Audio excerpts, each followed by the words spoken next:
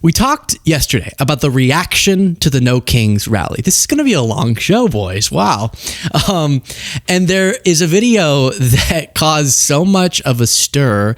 Now even the New York Post is having to fact check it because a lot of folks in the Republican Party, Ted Cruz, MAGA, etc., influencers, were posting, we're trying to bury for the title, this video.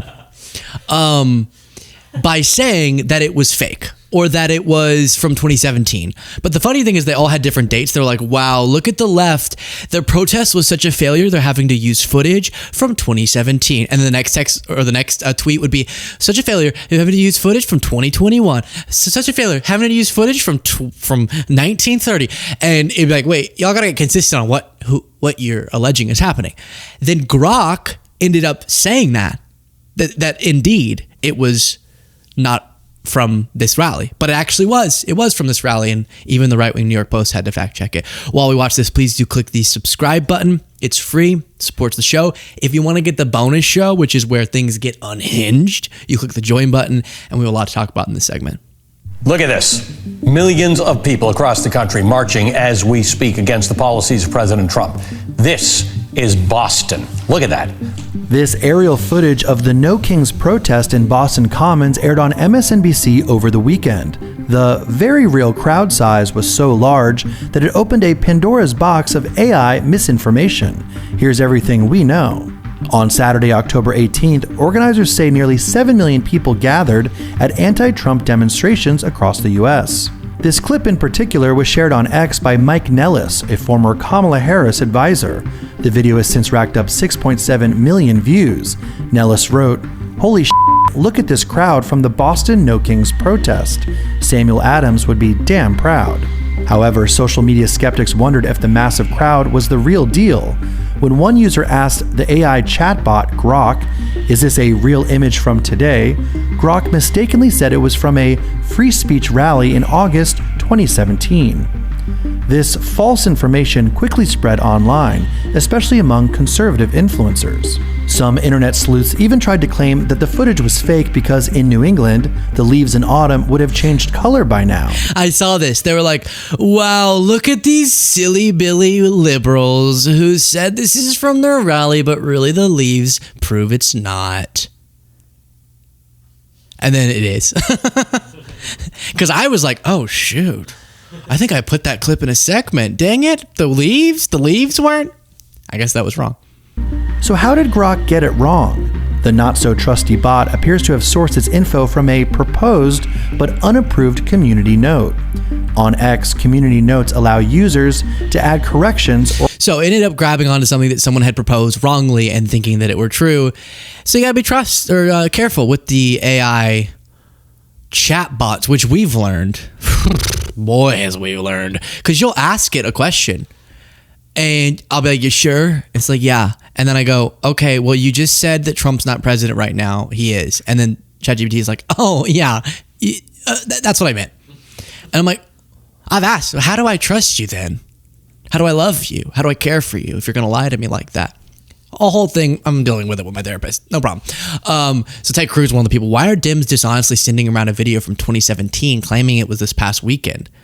Now, he's been exposed. He deleted that. Ron Filipkowski said Ted deleted this tweet or he deleted this lie. Only the 900th time he has posted a fake right-wing internet lie. You would think a U.S. senator would take a few minutes to make sure these things are legit, but we're talking about Ted Cruz. Yep. Let's stop attacking pedophiles. Okay, Ted, if you say so. And then you have a Republican, they shifted it, right? They went from this is going to be violent terrorists at these No Kings protests. And then that didn't happen. And it was peaceful. And there's obviously going to be outliers, but there was a lot of pro-American, we just don't want authoritarian government messaging and imagery. So then they shifted the messaging to, well, this was dumb because like a lot of hippies were out there. You said it was going to be violent criminals and terrorists. And now your critique is that it was hippies? All of this, you've got federal workers, you've got food assistance programs, you've got Americans, families that are in the middle of week 4 and their uncertainty and their concern is growing. What do you say to them? Yeah, this is absurd. We watched the No Kings protest, a bunch of aging hippies riding nude on bicycles, dressing up and, an early Halloween, looking absurd while we have... Aging, that was another point they made. They would take videos whenever you could find a group of older-ish people protesting, which, yeah, they're a part of our democracy too. We love them. Actually, we love them. And we have a really loud and proud elderly LBS fan club that I love dearly. And so I took it personally as my point of the insults that were like, hey, these people are old, but they think that they should be able to protest. So she threw that into aging hippies naked on bikes. So we went from this is going to be a violent hate America rally to I don't like that people were old, some of them, or I don't even know what the hippies one is. Then you have this too. So that's what I saw on the ground. Another thing too, Jesse, which I thought was really interesting, is initially in New York, that's where I was. You had thousands of people that were there. So yes, there was quite a large crowd. But then as soon as 1-2 hours passed by, the entire crowd completely dissipated, kind of like they were off the clock and they all just disappeared. It was really baffling to me because I have covered protests extensively for years at this point, and I have never seen a protest dissipate this fast. That's interesting. Interesting. So that's another talking point, which is, okay, yeah, it was peaceful. Okay, yeah, people said they loved America. Oh, yeah, it wasn't Antifa. Or it was, but people were just saying we're anti-fascist, not like the terrorist organization that the Trump administration tries to make it out to be. But they left pretty early. So they must have been getting paid by George Soros, which... I don't even know what the theory is there. It's one thing to say, I don't even know because I don't care. If like some Soros who's a billionaire and like one of the rare ones that we get who will donate to liberal causes, y'all have all, we just don't like when billionaires get involved in politics. Bah, Trump, Elon, etc.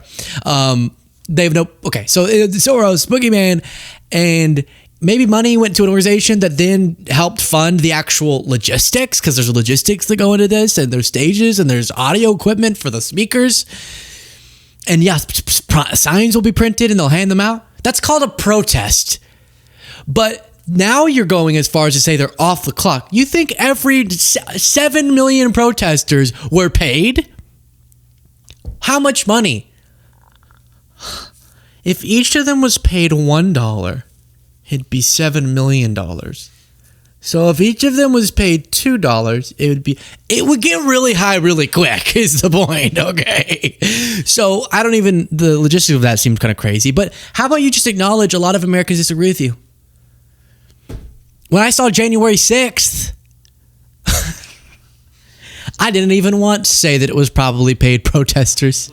I said, that's MAGA. So why can't you do the same for us? Now ours was different. It was peaceful. It was fun. It was quirky. It was naked in some cases. Why can't you just say that's true Americans who are liberals, who you disagree with? They have to create this fake world. Josiah said, remember, no MAGA complaint is ever worth taking seriously. Wow, Josiah. They'd bitch if the protests were disorderly. Now they're bitching the protests were too orderly. And that's the other part. A part of why you leave really early is so that it gets more hectic when police officers are going, it's getting dark, it's getting nighttime, before it gets too late, we got to get you all the streets and then the tear gas and all that. So to keep it peaceful, you leave early. Get all the imagery, you do the protests, but you don't provoke anything. Then you have Ron Johnson. Realize it. So that's why I'm trying to come in at this point in time. Democrats aren't budging. They didn't come back from their, I hate America protests and vote open the government. So let's at least pay the people we are forcing. I have to fact check you there. It was not an I hate America. Oh, I'm sorry. It was a no kings. It was a no kings protest. I listen to House members too much. Sorry. Yeah, exactly. All right. I think Joe Kernan was being a little tongue-in-cheek there, but I appreciate him fact-checking, I guess. Can I just say one other thing? Like, put on kind of your sensitive gloves for a second. Ears. Listen to this. I hate America protests, and I just want y'all to know look at me, Ron. Look at me. Look at me. If Ron Johnson's watching this, I'm a person. I'm just a guy. I got my good friends here. I'm currently thinking about what I'm going to have for dinner. I have stresses. I have family. I laugh. I love. And I play board games. And I hurt my ankle playing pickleball. I'm just a guy. Right? And I have a heart and I have feelings. And I really love our country. I really love our country. I hate what it's becoming. I really love the people of this country and our country. And you're just really casually insulting me and millions of other people. And it actually is hurtful. And I don't care to ever say that because then it's sensitive liberal. But on a human level, we're people. And you're saying that us making our voices heard means we hate our country. It actually is really mean on a really sensitive note.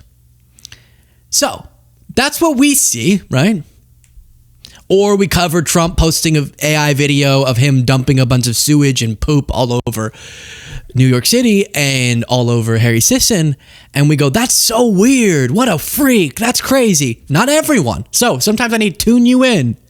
What would you be seeing if you were in a right-wing algorithm? Would it be, what are you doing, Trump?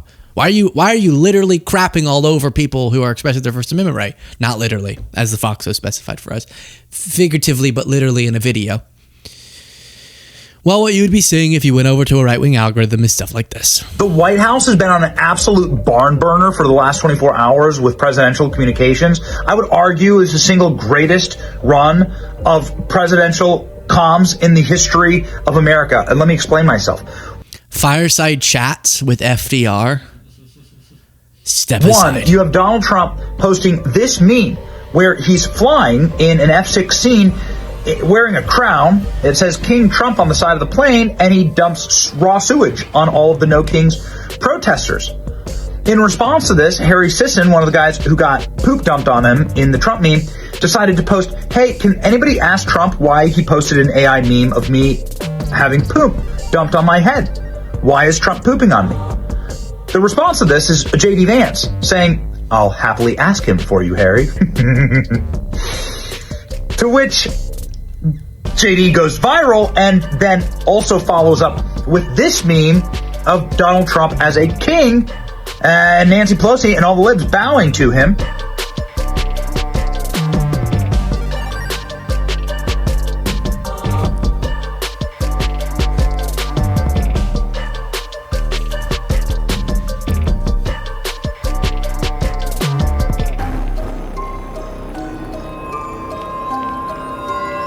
And if you're not done yet, in the exact, all of the same news cycle, on the same day, Caroline Leavitt decides to whip out the Your Mom card.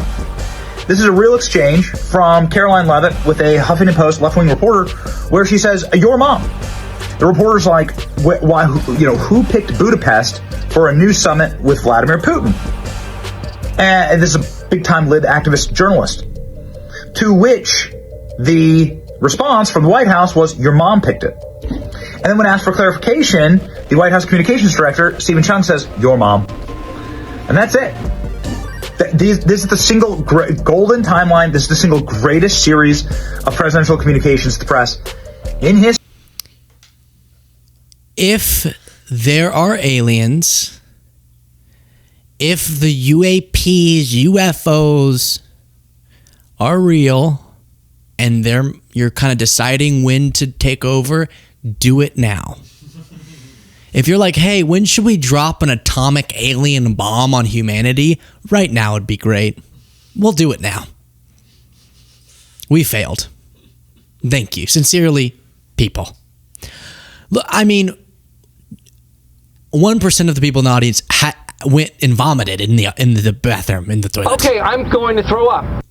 Literally. Not figuratively. And that's what people are watching, and they're like, yeah. That last one, I regret. I just mean, like, I was trying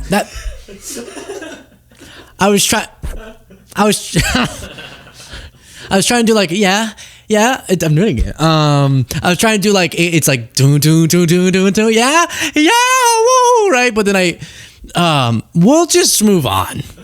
Here's Nancy Mace. We'll move on.